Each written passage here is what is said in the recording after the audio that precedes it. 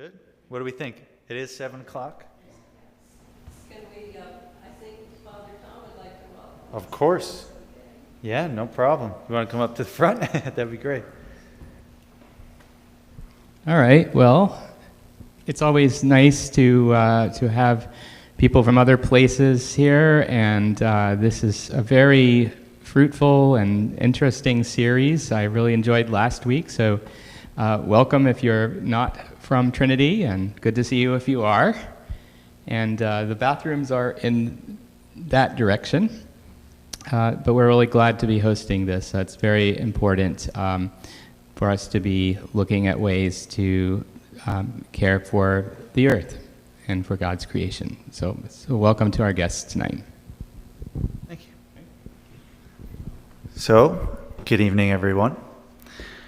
Thank you for coming to the second part of a 3-part series focusing on food waste within our state and our town.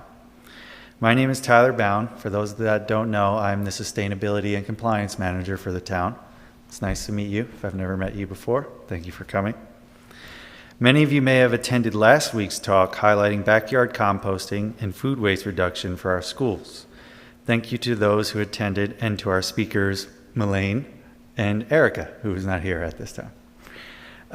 Join us next week for a series of a panel which we are calling Working Together to Reduce Food Waste, a panel discussion by forward thinkers. That panel will have Sharon Hutner, who is Turtle Bay Sustainability Chair, Judith Barron, or Barone, if anybody wants to, is it Barron, I believe? Judith Barron, who is the Executive Director of Bradford Community Dining Room, Marissa DiSarbo, Vice President of Carbonella and DiSarbo, and Carolyn Russell, Senior Director of Food Strategy and Procurement for Connecticut Food Share. Should be a great time.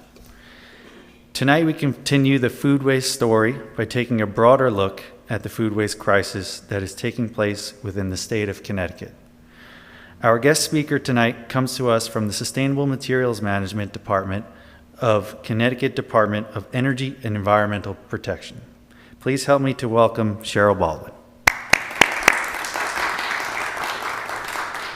Thanks. Thank you for inviting me. This is very exciting. As I shared with a few people, this is a new presentation because I was asked to do something new.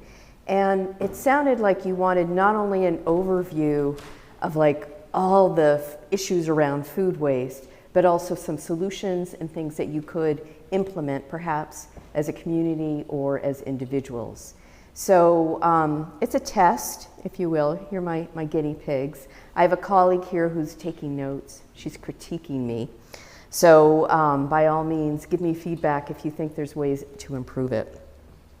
So tonight I'm going to be sharing strategies to reduce food waste in Connecticut. But I first want to mention I do a lot of presentations about recycling. Usually I talk about sustainable materials management, and we think about it in terms of bottles, cans, paper, and I wanted to frame it as such because we talk about it in terms of reduce, reuse, and recycle. And food is going to be very similar. It looks like the formatting's changed a little bit. We usually focus a lot on recycling. Even to the point where I got invited to talk about recycling, we often don't talk about waste reduction and reuse, or waste prevention and how can we reuse things. Waste prevention is a hard concept. Often we don't talk about it because it's about behavior change. It's about changing the way we think about things. A great example that I like is when I met a professor who said, we don't need batteries. We don't want batteries. Basically what we want is we want a mobile unit of energy. We want to be able to have our phones work when we're out in the field. We want to have our car working when we're out on the road. And so if you open your mind to, do we need batteries? Well, we need the concept of what they do, but we don't necessarily need batteries. Waste prevention looks at how can we create new technologies or new ideas so that we're not creating waste to begin with. And then there's also the concept of reuse. So here people are fixing nets. And you might think of this as not in this country. It doesn't look like it's in this country. But when I grew up on Cape Cod, it was a really good gig to get some net repair work. And it was something that you did on the side. You did it in pairs. It was very social. It was something you did because nets have value. Nets are worth something to the fishermen. Instead of having to buy a new net every time it rips, you repair it because it has value. We usually repair things when we see the value.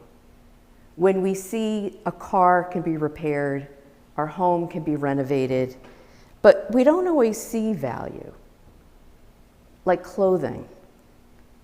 I don't know how many of you repair your own clothes, but it's often people don't see the need to repair, they just buy something new. And so if we can recognize that all things have value and have the opportunity to be repaired is great. The concept of reuse is also extending the life of an item. Often chairs are now, and furniture are mass produced to the point where it's very difficult to repair them. We have design issues that make it difficult to lengthen the life of something. So now that I've shared all that with you, so what about food? Well, food we can also reduce, reuse, and recycle. And I'm sharing the concept through bananas. Because bananas are easy to understand in terms of reduce, reuse, and recycle. We all love bananas, we eat bananas. The best way to reduce banana waste is to eat them. But when we think about waste prevention from a food perspective, we also have to think of a systems perspective. Are we producing too many bananas? Maybe it's inventory management. This community is getting 100 bananas, and this community is only getting 25 bananas. This community doesn't have enough bananas. This community has so many, all the bananas are going to waste. And so maybe it's a way in which materials are moved and transported, stored. I don't know if you've had storage is a big thing around food. I don't know if you've ever had the opportunity to go to a distribution center, but all of our retail stores, our food retail stores, our grocery stores have distribution centers. And every distribution center, it's a huge warehouse, has banana rooms. And the banana rooms, this is nice, are as tall as the sanctuary here, and probably just as large. And the facility I went to had 3 banana rooms, because bananas are harvested green. And so they fill the room with bananas when they're green. And they, of course, will rotate. So one room is ripening. They time it perfectly so that they're bringing the bananas to the store just before it's ripe, so that when we get it, it's a ripe banana. Now, some of us like the middle bananas. You like them a little mushy, they're a little bit sweeter. That's okay too. But not everybody likes those bananas. So what about reuse? Well, we can reuse food too. COVID, everybody was baking, including banana bread, so I had to include banana bread. And banana bread, or making a new product with food, is a great way of lengthening the life. It's showing that the banana had value and I'm going to create a new product. Smoothies is perhaps another one. I personally sometimes have too many bananas, and so I freeze them. Freezing is a form of storage, and it lengthens the life of that banana. And a hint, if you've never frozen a banana, you want to peel it before you put it in the freezer. But then we can also recycle food. In the industry, we think of it as organics recycling. It's a form of recycling, and it's usually composting and anaerobic digestion. And I know you learned about composting last week, so I don't need to review it too carefully. So I'm going to back up for a minute. I was asked to talk about the waste crisis. Is there a food waste crisis? And so I'm just going to say there is a crisis in Connecticut around waste. In July of 2022, MIRA, the Hartford Waste to Energy Facility, closed. No longer accepts our waste. Before that, most of our waste in Connecticut was going to waste to energy facilities or combustion facilities. Now, 40% of our materials, our municipal solid waste, is going out of state, and it's going to out-of-state landfills. So now, 40% of our waste is going to landfills. This is not desirable. Connecticut Deep does not like the fact that it's not only going out of state, but it's also going to landfills, and it really doesn't make sense. We should be focusing on how to manage our waste within our own borders. In terms of food, and focusing on food, 22.3% of our municipal solid waste is food. It's a large percent. And EPA has estimated 70% of that was edible, meaning it could have been consumed. 30% was never edible. It was bones, peels, pits. That's a lot of food that could be consumed. When we waste food, we waste the land, water, and energy it took to produce and grow it. When we waste food, we waste the resources to harvest, transport, and package the food, all that energy and resources that went in to create and package. And that also generates a large amount of carbon dioxide emissions. And when we waste food, oh my goodness, something's happening to my PowerPoint here. When we waste food, it goes into a landfill, and then methane is produced. So now, while we didn't have landfills before, a lot of our materials are now going out of state to landfills, and now we have to think about the methane that is being generated from our food waste. And at the same time, we have a lot of food insecure in our communities. And if you're not familiar with the concept of food insecurity, it's sort of the concept of hunger, but it's more than that. It's a lack of consistent access to enough food for every person in a household to live an active, healthy lifestyle. And often it's also considered culturally appropriate. We have a lot of different and diverse populations, and so you want to make sure that folks have access to food that is also culturally appropriate. 1 in 10 individuals in Connecticut are food insecure. And the amount of edible food wasted every year in Connecticut could provide approximately 3,900 meals for each hungry person. That's a lot of edible food that we're throwing in the trash. And I also want to say, even though we do acknowledge that recovering and redistributing edible food is a significant step, it's important to recognize that this is not solving the problem related to hunger and the root causes of hunger and poverty. So, food waste prevention versus food recovery. Food waste prevention involves taking actions to prevent food waste from becoming waste in the first place. Food recovery involves collecting edible food that would otherwise be wasted and redistributing it to those that would benefit from it. Food waste prevention gets at the root cause of the issue, demanding substantial shifts in our behavior and a fundamental reevaluation of how we perceive food. So, Connecticut has been looking at food waste prevention and food recovery, and some data that we uncovered is that Connecticut generates about 700,000 tons of edible surplus food in 2021, and less than 3% of that is being recovered right now in Connecticut. Less than 3%. While that is depressing, it also lets us know that there's great opportunity and great potential.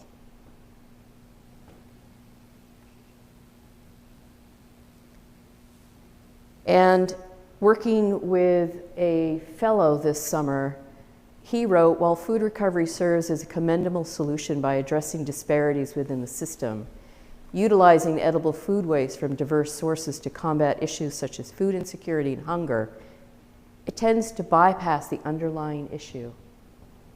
Why does our society discard perfectly edible food in the first place? Now, the concept of waste prevention and reuse is all about value. We may or may not value that shirt and repair it, and likewise, we're doing the same thing for food. But food is a little bit different in that it provides a tangible,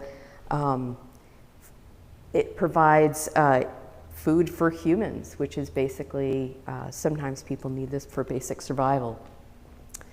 I also want to point out just a couple of definitions, and that's because the universe of food, food waste, wasted food can be pretty complex, and I think sometimes using the correct terms is important. When you're talking about composting, usually we talk about composting food scraps. Food scraps refer to the parts of the food that are not intended for consumption. This is what we want to compost. We don't want to compost food. We want to compost food scraps. And source-separated organic materials is a legal term. It's a legal term in Connecticut because it's in a definition related to commercial composting. And so I just want to point it out because it's a weird term, and you'll see me mention it later. But it is source-separated organic material, and it's organic material included but not limited to food scraps, food processing residue, soiled or unrecyclable paper that has been separated from where it was generated. And then the last term is diversion. When we think about waste prevention, reuse, and recycling, waste prevention is about not creating waste to begin with. Reuse is about lengthening the life. And diverting means the trash or the waste or the food scraps have already been generated, and now we should try to do something better with it. And that is recycling, composting, or anaerobic digestion. So diversion isn't a negative word, it's just not higher up on the hierarchy. So, some things that are happening in Connecticut. We have a commercial organics law, if you're not aware. We're doing a roadmap on food waste prevention and food recovery, and there is a sustainable materials grant program. I thought I'd mention some of these items. Oh no. It looks like it seems to be changing my presentation a little bit. So there's a commercial organics law, and in 2022, in 2012, the law was first passed, and it required organic waste generators, which are basically food manufacturers, large waste generators like retail grocery stores, and others that generate at least 104 tons a year to separate out their organic waste. It was then made into 52 tons a week, and then it was changed to 26 tons a week, and it's currently at 26 tons a week. It's 26 tons a year that you generate. What got cut is that this past year, legislation passed, and it's now a public act, and it will be implemented in 2025, January 1st, 2025. We're still requiring that commercial entities that generate 26 tons or more have to separate their organics for composting. And it now includes institutions, entertainment centers, universities, and hospitals. So it's pretty exciting. And I apologize for it not including that information up there. The other thing is that we had a business recycling assistance program. It ended in July of this year. We contracted with the Center for Ecotechnology, and I'm also missing a hyperlink to that webpage there, so I'm going to have to give somebody, maybe Tyler, the corrected version. But the contractor is helping businesses basically reduce, reuse, recycle, including organics.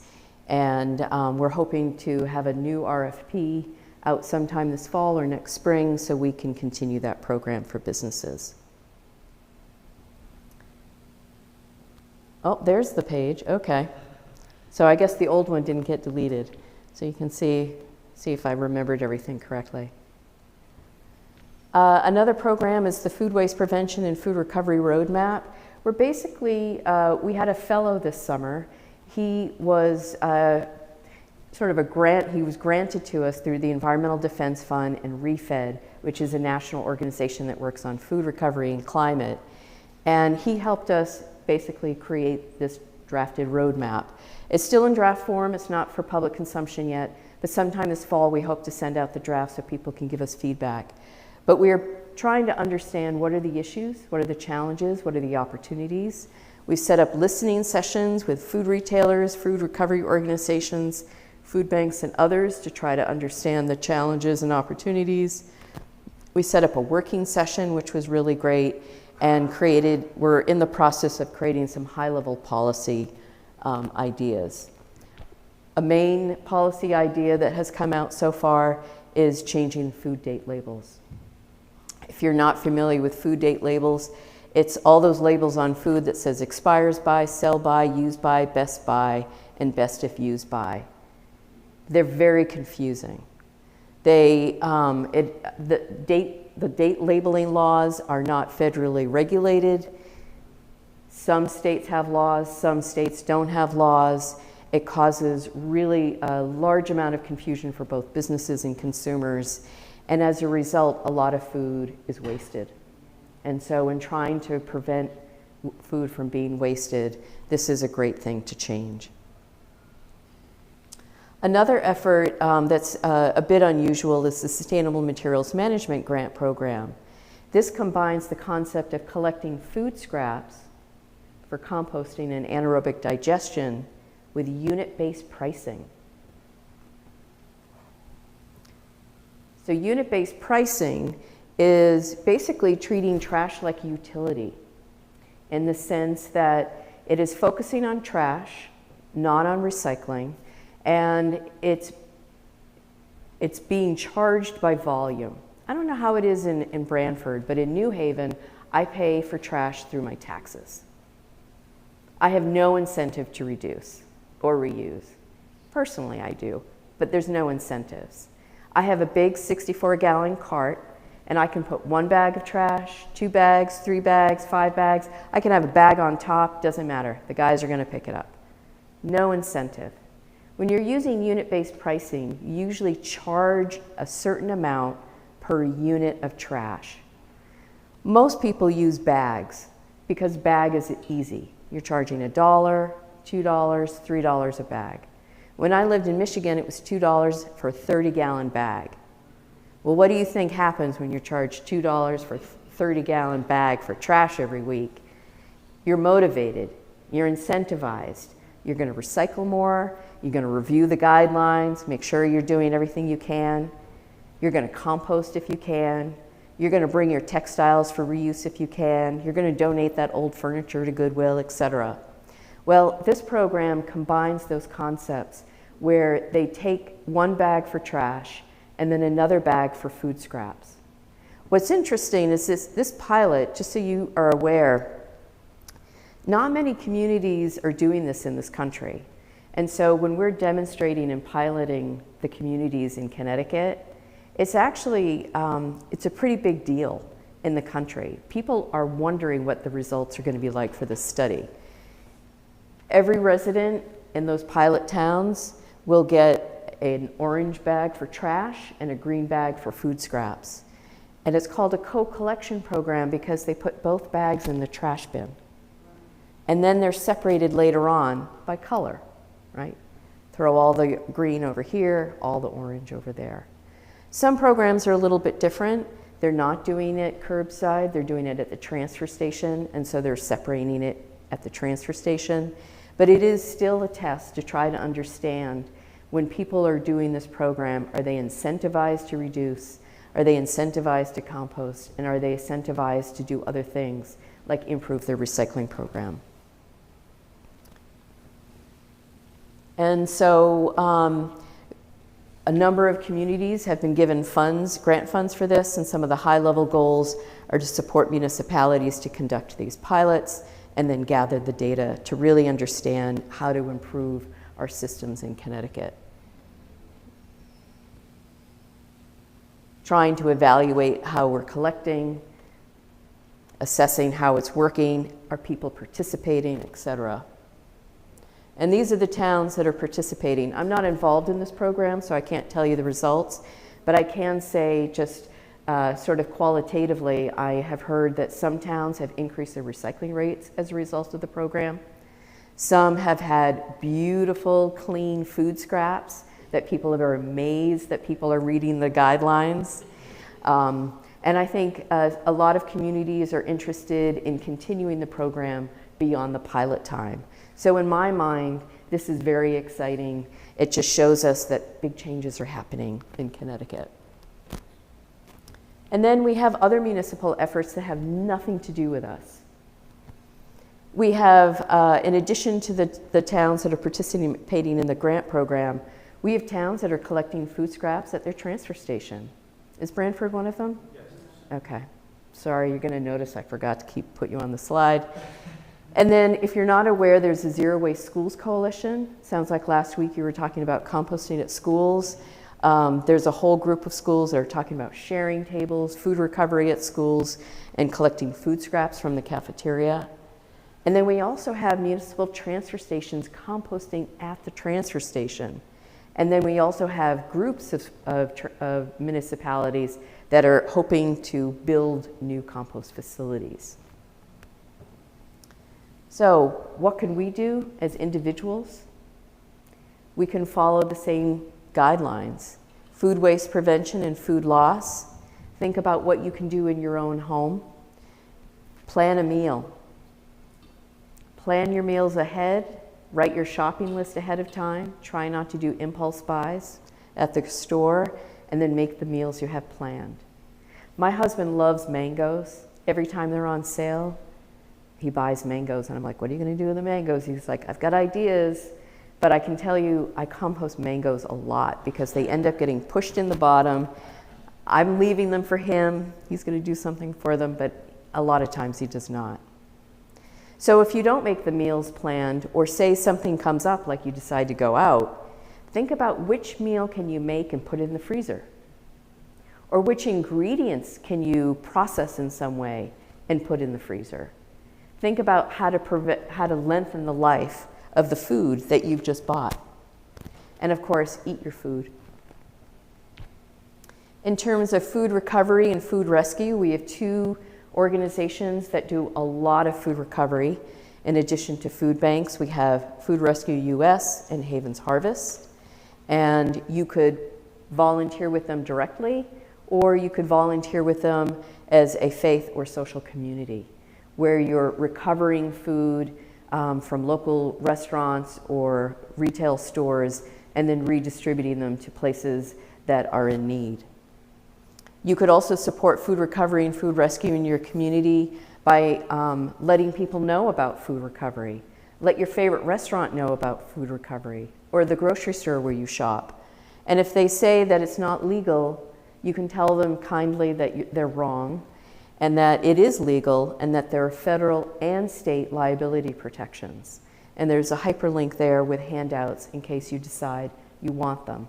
I can tell you Food Rescue and Havens Harvest, who are both soliciting new businesses to get food, they use these handouts a lot to help businesses understand it's legal, it's safe, and they're protected. And then of course, I just threw in, you could make more banana bread. In terms of food recycling, food scrap recycling, there's home composting, worm composting, and collection programs. You learned about home composting last week, where you can do leaf and yard waste, food scraps, garden trimmings. Usually composting excludes dairy and meat products, and usually paper products. And of course, home composting doesn't allow for utensils or food serviceware because they're not commercial, they're not going to break down. And I'm assuming you said no weeds and no vines. It depends, yeah. And no invasives. Worm composting, did you cover worm composting too? You did, okay. Well, worm compost. Okay. Well, worm composting is great. Worm composting you do with a special variety of worms called Eisenia fetida, and they're a red wiggler worm, and they basically break down your food. They're not like they're an indoor system. They don't like yard waste. They really like food scraps. They don't like citrus. They are particular. I've had a worm bin since the early 90s, and I love my worms. And what you'll find is that their castings or vermicompost or worm poop is awesome in the garden. Worm composting is also great in classrooms if you decide you want to do some type of an activity in a classroom. And then collection programs. If you're not participating now, I hope you participate in Brantford's collection program. What's in and what's out for food scraps? It's usually vegetable and fruit peels, eggshells, tea bags, coffee grounds, uneaten food like breads, pasta, moldy fruits, rotten vegetables. Often not included is compostable utensils and food serviceware. And you need to check. Are your stuff going to the Quantum Biopower? Yeah, so it's through Blue Earth, so the majority of your need to check, we do accept. Okay. Yeah. So usually what happens is when you go to an anaerobic digestion facility, they don't want any paper. They don't want paper because that doesn't produce gas. An anaerobic digestion facility basically does anaerobic digestion, not aerobic. And if you're not sure exactly what that means, when I do composting workshops, I usually have a Ziploc bag that I put food waste in 3 weeks before the workshop. And then I close it, right? And you let it sit in the sun. And then what happens? The bag expands and it fills with gas. And what do you think that gas is? And it's stinky. Well, that's the kind of gas that is captured in anaerobic digestion to create energy or electricity. And so they want the wet stuff. They want the gooey stuff that's going to break down and create gas. But paper doesn't really do that. That's why they don't particularly like yard debris, and they don't like paper products. And so it's depending on where your town is doing your program, they may or may not want paper products. So if you're sending it, I compost in my backyard, but if I was participating with Peels and Wheels, which is a commercial program in my town, they would take paper because they're composting aerobically. And so it's good to check for what you can take and what that facility is able to do, but none of them want plastic, rubber bands, bag ties, or stickers. And then if you're we have a lot of towns that are collecting at transfer stations where residents bring food scraps in weekly. Some towns offer it for free, some do a nominal fee, and then they're picked up by a commercial composter and brought to either a composting facility or Quantum Biopower. And so I apologize that Brantford's not on the list, but we have a lot of towns and it's growing all the time. I asked our permitting staff if I could have a list, and they said you have to go through all the permits individually. And I was like, I didn't have time for that, so I'm sorry. So I basically just sort of surveyed people, and they're like, do you know if that town does it? And Killingworth is starred because I'm presenting next week with Sam King from Blue Earth because they're launching their first food collection program at the transfer station. So it just tells you that, you know, every week more and more towns are doing more and more things, which is great. And then I just wanted to let you know that because there's more and more activity, we have even more businesses that are hauling organics in the state, and that is really exciting.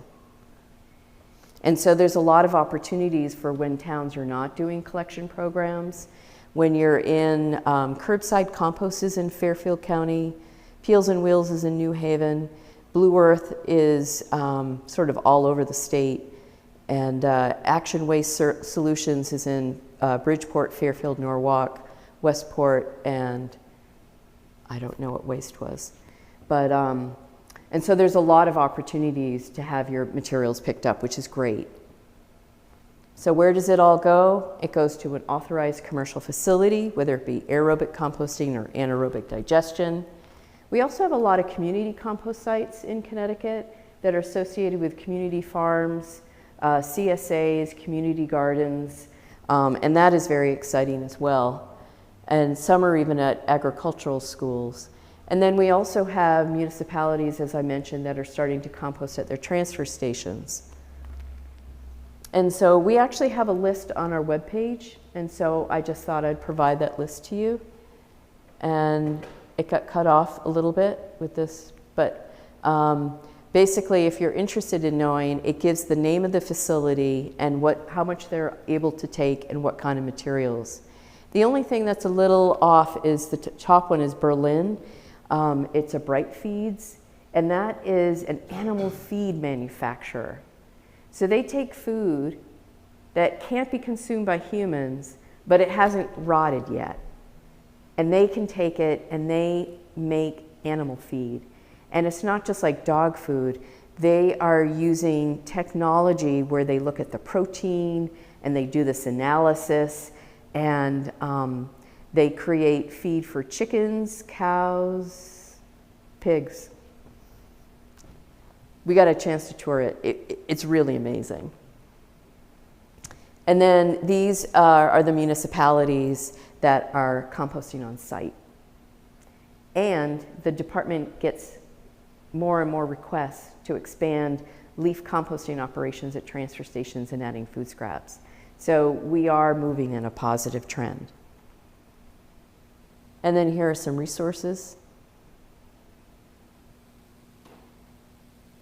And the formatting's a little weird, but I wanted to show you that the left-hand side is really food, and the right side is scraps. And that's when definitions come into play in terms of how we perceive things. Because on the left-hand side, they think they're promoting composting, but there's a whole chicken. There's a cucumber with just the end cut off. There's like a brand new avocado in there. There's a pepper that looks lovely and ready to be sliced up for dinner. And so there's a lot not only in words, but in images. And so we need to make sure that we understand if we're talking about food that can be consumed and reused versus scraps that should be composted. And I'll just leave you with some old fun that it used to be considered our civic duty to not waste food.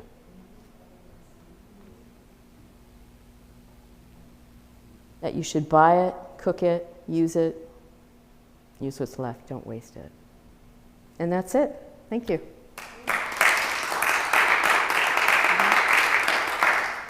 Could you say a little bit more about what the state can do to help grocery stores and restaurants, maybe guidelines, or are there any laws that relate to?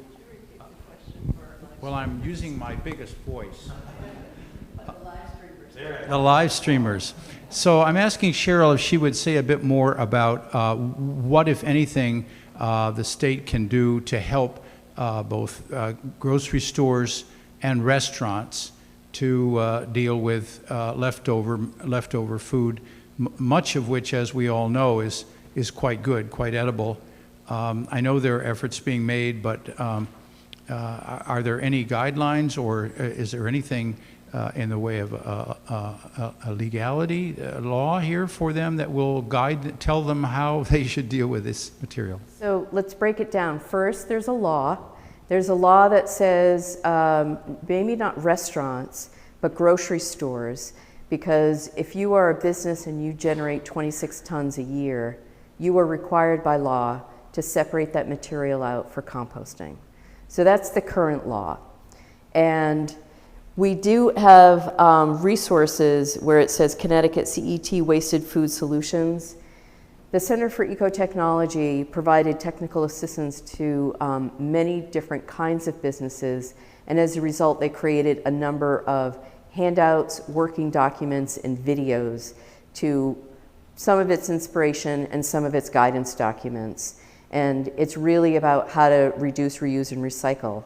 It includes everything about how to partner with a food recovery organization, how to think about your best options for food recycling. Do you want to work with a piggery over a recycling facility? Because sometimes, depending on what kind of operation you have and where you're located in the state, sending your materials to a piggery, which is an animal farm that produces pigs, might be better fit for you. And so there's a lot of guidance documents there. The department doesn't have any guidance for you except that we ask you to comply with the law. If a business reaches out to us, we will provide assistance and try to help them find what they need. But I think that's the only answer I have. In terms of restaurants, I think there are some restaurants that are doing it, but it kind of depends on what town they're in.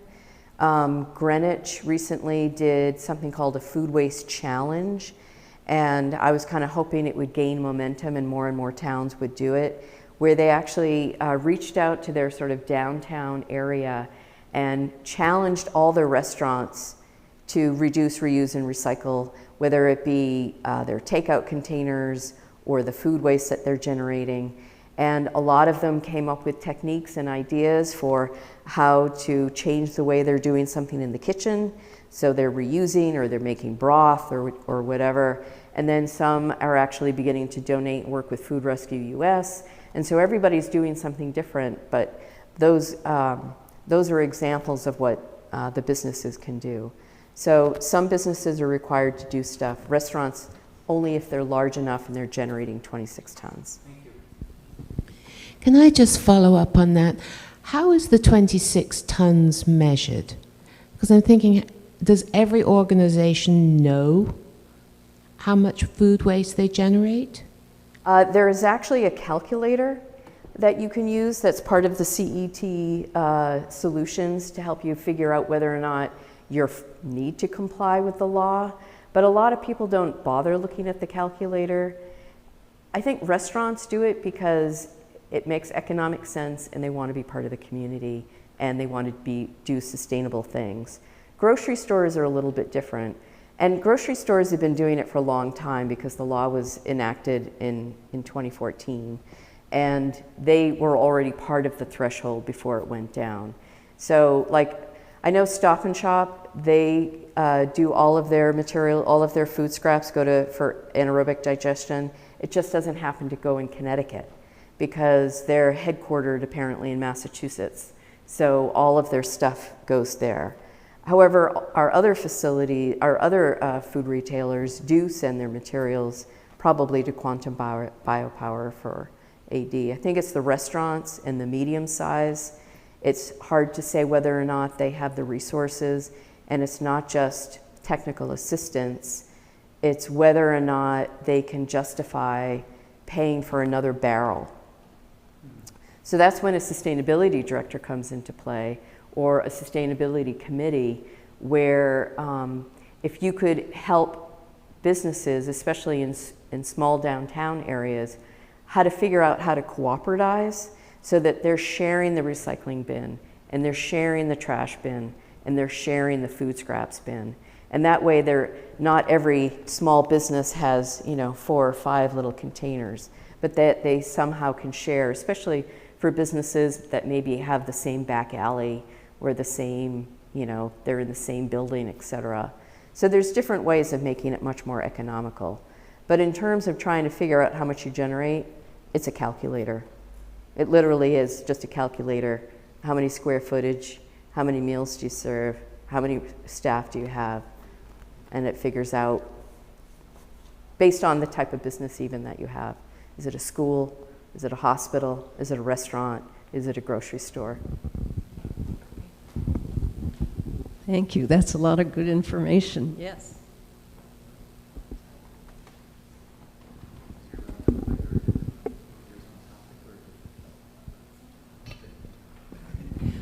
Okay, so Cheryl, I have a question about the pie chart at the beginning where you show that Connecticut, the food waste is 22.3%. When I was looking into this, I was curious about 2 things. One was, who's figuring that out? Is that some hapless grad student picking through the trash? And the other question is, I'm blanking right now. Oh, why 2015? It seemed like it was done countrywide. Is that the sort of thing where that's we do it every 10 years? I was looking for more recent data, and I couldn't find any. So this, I should have put the source, but I didn't, but it is the Connecticut Waste Characterization for Municipal Solid Waste. And so we hired professional contractors who actually do an assessment. And in this situation, they did an assessment of what was still in the waste stream and what's in the recycling stream. We haven't done a waste characterization since 2015, and we tend to do it sort of every 6 to 10 years. I think we had hoped to do it last year, and we didn't, and so I think we're thinking about one for this coming year. And the way they do the waste characterization is really fascinating. They pick like 2 or 3 waste to energy facilities, and they do an all-day audit. And they have pictures of their audits. It looks like really nasty work. And so they literally figure out, and usually we tell them, we give them some guidance, like, we're really curious if there's any gas cylinders in the trash. Or we're really curious about, maybe there's an interesting, from the recycling perspective, I wanted to know how much plastic film was in the trash, how many milk cartons were in the trash, or the recycling, so that we could have an understanding of what percentage of it was there. I'm not sure what we'll look at for this coming year. We'll be brainstorming sort of what are the weird items that people keep asking about that we want to know about. Maybe it's SodaStream cans. What are the weird things that should be managed in a different way? And I just have one other thing. I want to answer a bit more about Peter's question about food waste from restaurants. This is something I just found out about today. A couple of people who listened to the talk last week, they participate in Haven's Harvest, which is an organization through New Haven, and it works with the greater New Haven area. And what it does is it brings together restaurants that have food waste, stuff left over at the end of the day, and volunteers who are willing to go pick it up and then deliver it to organizations in need. And Cheryl did mention them, but specifically the people who were telling me about it, they go to the Starbucks in Branford, and they pick up the sandwiches left at the end of the day, and they deliver it to various organizations in Branford. So that's something else, if you want to go outside of yourself, to contact that Haven's Harvest organization. So Haven's Harvest is quite interesting. It's the same with Food Rescue, but when you volunteer, you get an app. I'm actually a Haven's Harvest volunteer as well. And the apps are fascinating to work with, because what happens is if you say that you want to receive notifications, all of a sudden I'll get notification, Bruegger's Bagels has bagels, can you pick them up? And you're like, nope, I don't have time right now, I'm in the middle of a meeting. But usually on Fridays when I'm not working, it might say, hey, Almost Bagels needs you to come and pick things up. Or I do a pickup at Yale every Friday. And so it's actually pretty exciting. You feel pretty good about it. It is interesting when you bring to community centers about, you recognize there is an incredible need. I used to bring it to a community center on the west side of New Haven, and one time Lori stocked me up with dog food. She said, everybody's been asking about animal food. And so the need is beyond even human food. In fact, she has taken diapers, women's health items, or personal hygiene products, etc. And when I drove up, people usually help me unload the car, but I had like 3 guys, and they all grabbed a bag of dog food and then walked to their house. I was like, oh, I guess some people are really desperate for animal pet food. But that was during COVID. And it was a hard time. It lets you it makes you very humble. It's a great thing to get involved in. And I know that Lori was just, I'm part of the UU in Hamden, and she just attended the UU, and she was reaching out to their mission community to try to create a new mission around food recovery, which is something, depending on where perhaps you practice, you might have it as a faith project. I did want to ask one thing. So it's about the co-collection where you do it by the bag. I have seen it through pictures. I have not directly been involved with any of it, but my question is, if you know, what happens on the back end? So let's say it's collected here in Branford. Would it need to be separated at our transfer station, or would it just go to our waste facility and they separate it there? It's my understanding that there's like 1 or 2 facilities that have been given like a demonstration permit or a pilot permit, and they manually separate it. I think they're trying to figure out how they could mechanize it, but they haven't figured it out. Do you know which places I offhand? don't. No. I don't. I can share, though, that it's hard when the food scraps are in bags. Yeah. Nobody wants the bags, so everybody has to debag them. And so that's becoming a challenge as well. Yeah, that's actually already a challenge for the thought of it at our transfer station. We'd like to encourage people to actually purchase compostable compost bins rather than even, because we give out compostable bags right now for free, but there is an economic cost to that, and also on the back end they actually have to be separated out as well. For most anaerobic digesters, they actually go to a different setup than where the food goes. That's So right. that's something we're looking into as well. As a home composter, I don't use a liner. Yeah. Right? I don't use a bag. I just clean my bin.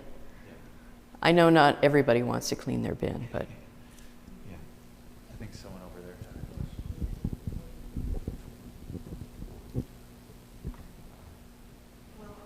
I had a question about the orange bags and like that. That was very interesting because, you know, well, maybe you don't Might know, wanna- but in Brantford, we just got these enormous trash holders.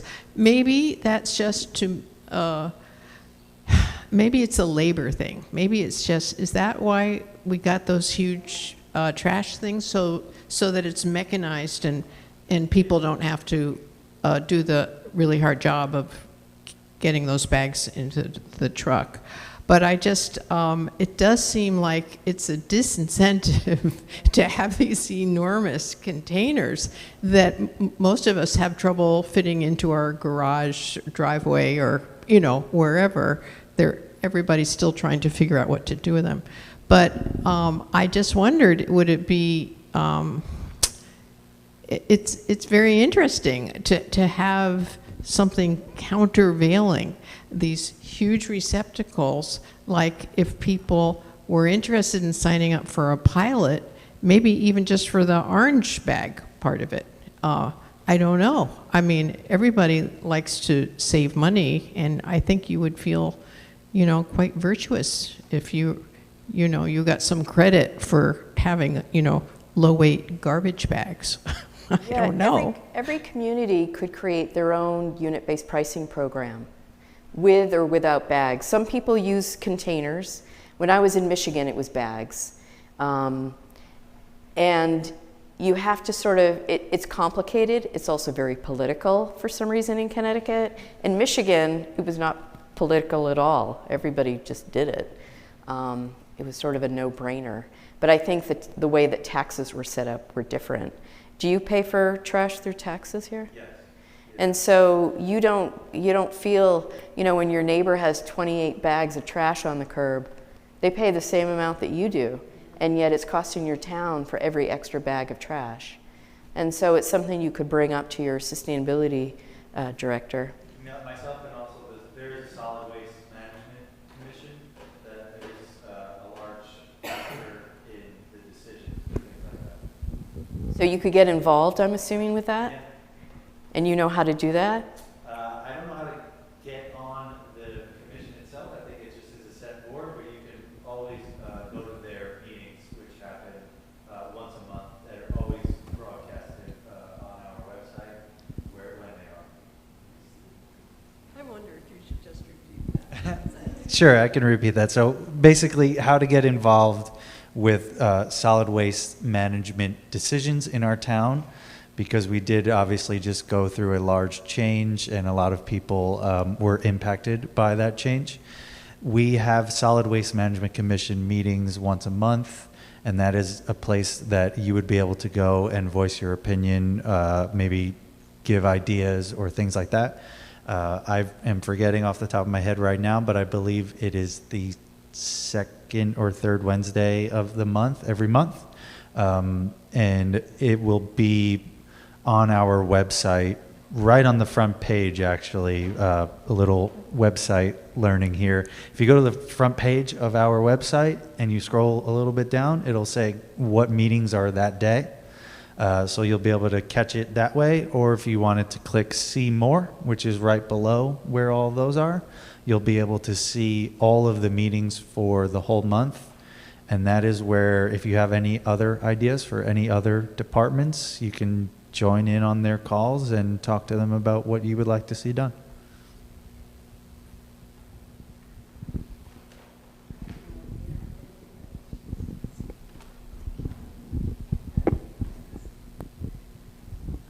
Hello? Can you hear me? Barely. Why doesn't somebody write a cookbook on soup? Say it again? Soup. On soup? In other words, compost makes the best soup. I mean, think about it, like scraps for the scallions and potato peels and I stuff. think Mark Bittman has something out. But you got to print it and give it out for free. You know? Yeah, that he's not doing. That's the hard part. But I think if people know how to use the food scraps in cooking, you wouldn't have some of that middle waste that you're talking about. Not quite rotted, not quite good enough for your plate. But It's very true. When people start sort of zero waste programs or trying to help people with waste prevention, it really does come down to cooking. yes, And we definitely have a disconnect. yeah. A large part of our population don't know how to cook. And so trying to reduce waste is even harder. And so there's a lot of education that's needed in just understanding leftovers can be eaten. Leftovers, right. And when should leftovers not be eaten? Because there's such a disconnect with food in general. You know, can I eat this 2 days later? Of course. Can I eat this 2 weeks later? I wouldn't. You know, a lot of people don't have that understanding. Right, I have a lot of friends who are well off, and they won't even take food from a restaurant home for like a meal the next day because they just think it's contaminated or something. You know, that it wouldn't last more than 24 hours in the refrigerator. It's a cultural thing. Yes. Again, it goes down It's to the way you're value, raised, I think. cultural value, behavior change. Yeah. And I have to just say, I have the fattest animals that live at my house. And they're not my personal animals, they're wildlife, but everybody eats really well at my house because I compost and throw out a lot of good food. I'm a single person, and they don't sell single portioned. So my freezer's full because when I cook, if I make a pot of soup or a meatloaf, I got enough food for 20 people. I give it to my friends and relatives, and then I still have leftovers. And then eventually, I throw out so much food as one person household. But you hit on another issue too in terms of portions. When you go abroad, portions aren't anything like what we have here. There is no leftovers because it's such a small amount. You eat it and then you're full. But yeah, it's our portions in this country. Thank you. Reese. Last week, we did have some suggested cookbooks. Yeah. Ooh, lots of cookbooks. Maybe we could put those on our website. Just generally speaking, if you just Google food waste cookbooks. Yeah, there's a lot. Just Google food waste cookbooks, and there's a whole genre of them. And then I just want to mention, I stumbled across something. It's in the New Haven Register, and it was like September 23rd or 26th. It was an article about that co-collection program, and Jamie Cosgrove, our first selectman, was interviewed for it. And he specifically said Branford wasn't selected for the pilot program, but that we were doing it at our transfer station. So there, if you want to, and you can find it online. You don't have to have a subscription to the New Haven Register. If you just Google it, it was right around then. And it was kind of interesting because it was about that. So you mentioned in other countries things are different. I know that in Germany specifically, because I did actually live on a farm there, we had a bin that, let's say it was the size of the trash bin we gave out now, but if you opened the lid, there was almost like the size of an office container's worth that you could only fill. Have you seen anything in the US or Connecticut like that? And maybe I need to explain more from that. No, I haven't seen anything. Yeah, it was quite literally where you open the lid and you couldn't fill the whole thing. It was physically impossible. It had like a block, and you could only put like a small garbage pail's worth in it, and that was their way of pay as you throw. So the owners of the farm that I lived on had to purchase the bin itself, that they were only allowed to use one, and they picked the smallest option, which had this insert inside it. No question, just just a statement. It was just something cool that I saw. Nice. Oh, you're getting a workout tonight. I am, this is good. Just a footnote to the discussion we were having about restaurants and grocery stores. It's my impression that more and more grocery stores have ready-to-eat food. It's out and display, and you can go in and get your lunch there. And I believe that restaurants are having ready-to-eat also. So a couple months ago, Margaret and I had lunch at Atticus Bookstore in New Haven. And they have very nice little sandwiches prepared that you can just go in and get one. So asked one of the people, it looked like she was in charge there, I said, what happens if those don't sell today? And she said, I don't really know. And I said, do you think that anybody would get them? She said, I really don't know. So, you know, I think it would be a great job for somebody, if I were a few years younger, like 50,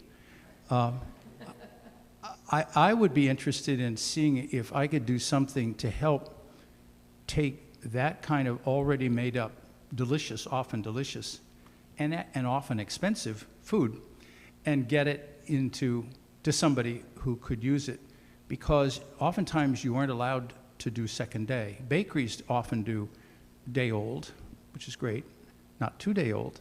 But anyway, I don't know if anybody's ever heard of that service being provided. That's what Haven's Harvest does. Is it? Yeah, so the food that I'm picking up is grab and go. It's lunches, yogurt parfaits, sometimes pastries, and it's all coming from the Yale Medical Graduate Student Cafe. I don't know where exactly. I just go to the back door, and I grab it, and then I drop it off where the app tells me to. Can you ever keep that if you wanted? If you showed up and you wanted to keep something from that? I have kept a sandwich once. Yeah, but I mean in scale. It's not, you actually are receiving a location to bring. Right? Yeah, I am. Yeah, that's how it works. Yeah. So usually what happens is it tells you ahead of time, the app says, can you pick up the bagels? And you're like, well, where do I have to bring them to? And it might say Branford. And I'll be like, yeah, I don't have time for Branford. I'll let somebody else pick it up. And so that's what happens. Somebody else might pick it up. But it tells you where you'll be picking up and then where you'll be dropping off. And once you claim, and that's what the language is, you claim the pickup, it gives you more details. Like look for like I did ShopRite once. It took me a while to find the back door. But it gives you some direction, who to call if you get lost. That's great. I hope they have Atticus Bookstore on their list now. I don't know if they do. You'll have to ask. You got to get involved. I think we, My friends that told me about it specifically mentioned Atticus. good, Atticus is on there, great. I would think so.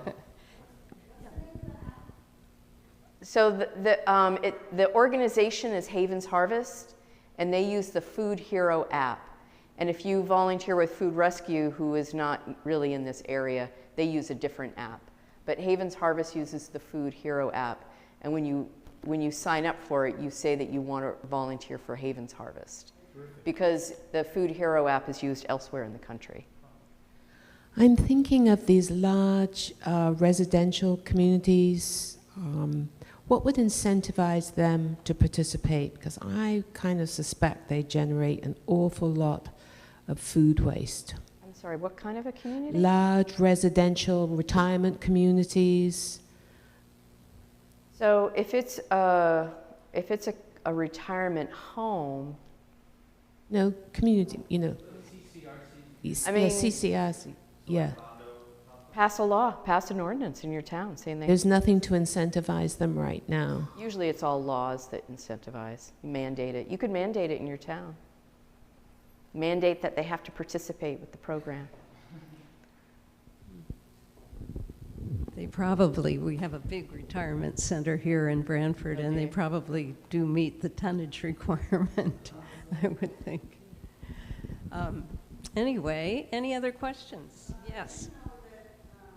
Would you just be, we have some live streamers, so that's why we like to use this. I do know that Branford, Big Y, and Stop and Shop does bring the pre-made dinners or lunches to the Branford Food Bank. I don't know if they go to other places, but I've seen stuff there. Yeah, the food banks also will pick up stuff depending on their relationships. I just know that Food Rescue and Havens Harvest does a lot more because they each have like I think Havens Harvest has 400 volunteers. Food Rescue is bigger than Havens Harvest and has more. It's a lot of volunteers. It's, you and I running around picking up food. I don't know if you have an answer to this. It's not on subject, but I'm always looking why I throw out so many plastic bottles. You don't recycle them? Well, they don't take them half the time. What do you mean they don't take them? Some do, some don't. Like Are you talking about redemption? The 5-cent ones? just like a, chlorine bottle, bleach bottle, the soap. If it's empty, chlorine and bleach bottles can go in your recycling bin. Sometimes Branford doesn't take them. Depends on if it's They sunny do out. take them because there's one universal list for the entire state. I've had And them left. I on know the that garbage list very with a well. sticker on it says we don't take these. Anyway, my point is, I know other states Where's have Tyler? where Where is you bring like everybody gets a container. I'm sorry, I can't hear you. There used to, I think I saw something online or on TV where they bring a container and it's refilled all the time. How come there's nothing like that in New England?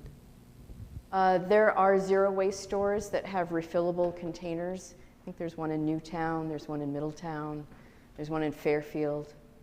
Depends on your town if you have it. So she was saying that Branford's recycling program doesn't accept bleach bottles. Bleach bottles? Yeah. Bleach bottles?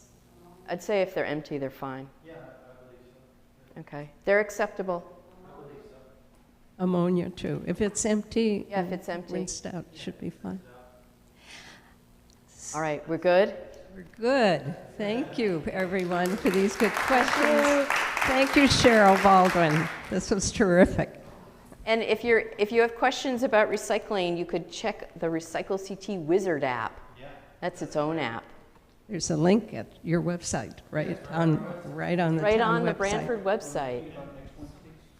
Yes, and we'll look forward to seeing you in our last session next Wednesday when we have an exciting panel, and Tyler will be moderating, and we'll talk about how we can work together more as a community. Thank you very much for coming.